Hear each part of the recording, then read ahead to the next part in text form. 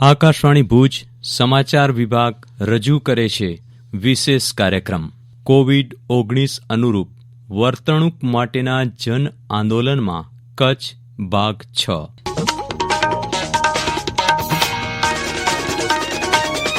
નમસ્કાર।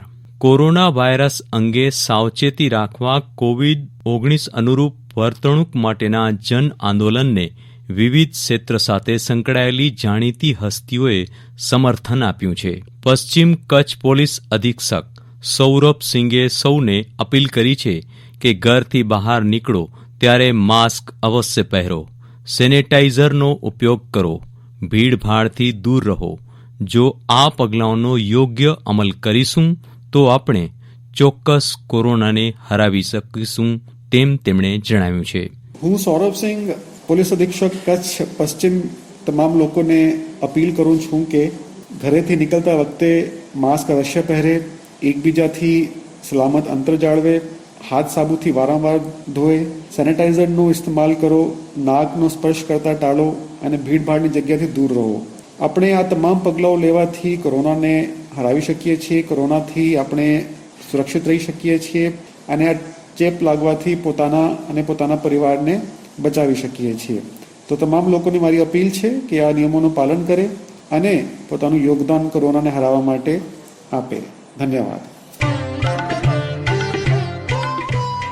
કોવિડથી બચવાના મહત્વપૂર્ણ 3 ઉપાય: માસ્ક પહેરો, 2 ગજનું સલામત અંતર જાળવો અને હાથ સાફ રાખો। જાણીતા પત્રકાર અજય ઉમટે કોરોનાથી બચવા સરકારની માર્ગદર્શક સૂચનાઓનું ચુસ્ત પાલન કરવા સૌને અપીલ કરી છે। આથી હું અજય ઉમટ સંકલ્પ લઉં છું અને પ્રતિજ્ઞા સાથે જાહેર કરું છું કે કોરોના સામેના જંગમાં હું પોતે સંપૂર્ણપણે જાગૃત રહીશ। મારા સહકર્મચારીઓ અને મારા સાથીઓ, પરિવારના સભ્યોને પણ સતત એ મુદ્દે જાગૃતતા કેળવવાની કોશિશ કરીશ કે કોરોના મહામારીથી બચવા માટેનો એકમાત્ર ઇલાજ હંમેશા સોશિયલ ડિસ્ટન્સિંગ જાળવવાનું છે, માસ્ક પહેરી અને 2 વ્યક્તિઓ વચ્ચે 6 ફૂટનું અંતર કમસે કમ રાખવાનું છે। હું જાહેર સ્થળે હંમેશા માસ્ક પહેરીશ અને બીજા મારા સાથીઓ કે અન્ય નાગરિકોને પણ માસ્ક પહેરવાનો આગ્રહ રાખીશ। હું હંમેશા સભાનતાપૂર્વક કોશિશ કરીશ કે જાહેર સ્થળોએ કોઈ પણ વ્યક્તિ માસ્ક વગર ન દેખાય તો હું એને માસ્ક પહેરવા માટે સમજાવીશ અને હંમેશા એક પ્રકારની સભાનતાપૂર્વક જાગૃતતા કેળવવાની કોશિશ કરીશ કે કોરોના મહામારી સામે લડવાનો એકમાત્ર ઇલાજ માસ્ક છે, સોશિયલ ડિસ્ટન્સિંગ છે અને હેન્ડ સેનિટાઇઝેશન છે અને આ 3 મુદ્દા વિશે સમાજમાં જાગૃતતા કેળવાય એ અંગે હું હંમેશા પ્રયત્નશીલ રહીશ। ધન્યવાદ। માસ્ક અવશ્ય પહેરો, એકબીજાથી સલામત અંતર જાળવો, હાથ સાબુથી વારંવાર ધુઓ, નાકનો સ્પર્શ ટાળો, ભીડભાડથી દૂર રહો, તો જ કોરોના હારશે, તમે જીતશો।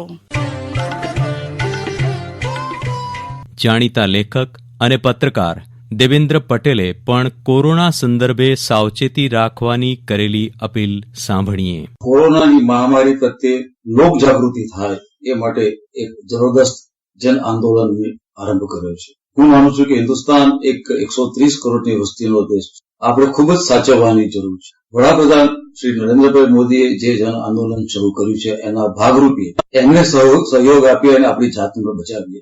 આપણે કોરોના પ્રત્યે જાગૃત થઈએ, માસ્ક પહેરીએ, સામાજિક અંતર જાળવીએ અને ખોટી ભીડભાડમાં એકત્ર ન થઈએ। વડાપ્રધાન નરેન્દ્રભાઈ મોદી એક ગ્રેટ કોરોના વોરિયર સાબિત થયા છે અને આ દેશને બચાવવા માટે એમણે જે જન આંદોલન શરૂ કર્યું છે એ અભિયાનમાં આપણે સૌ સક્રિય થઈ અને એમને સાથ આપીએ।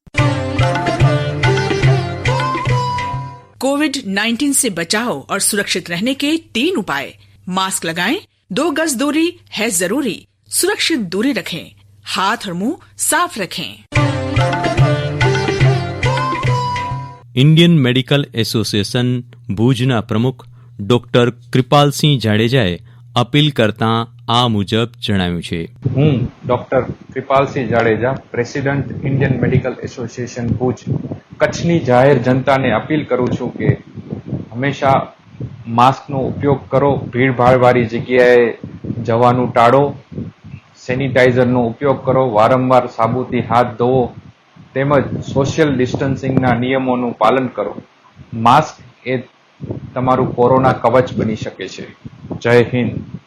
અને આ સાથે વિશેષ કાર્યક્રમ અહીં પૂરો થયો. સંકલન અને નિર્માણ અશરફ નથવાણી. પઠન વિરલ રાણા. નમસ્કાર.